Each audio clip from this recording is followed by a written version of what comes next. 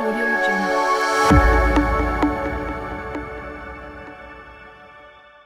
How can an owner tell if technology is worth the investment?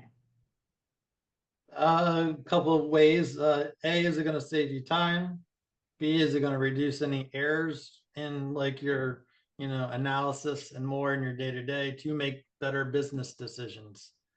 Uh, is it enhancing customer experience? I mean, that's a big thing. There's no Yeah. sense in automating something that is just going to cause friction. Less friction usually means happier customers, which means more customers. Um, and then lastly, regarding any new technology, if you think about something that you want to put in place or are considering, is it going to talk to your other systems?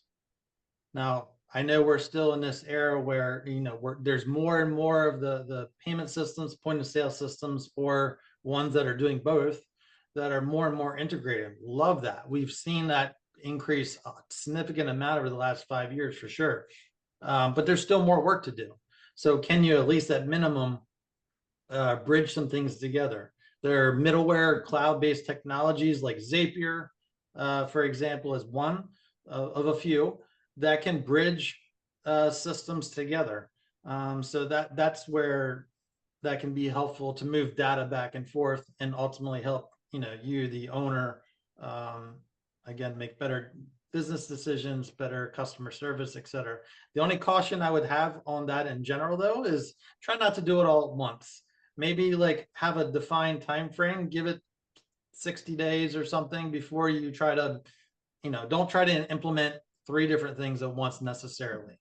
We need to move fast, but just be cautious a bit on how much you're investing. Yeah, good advice.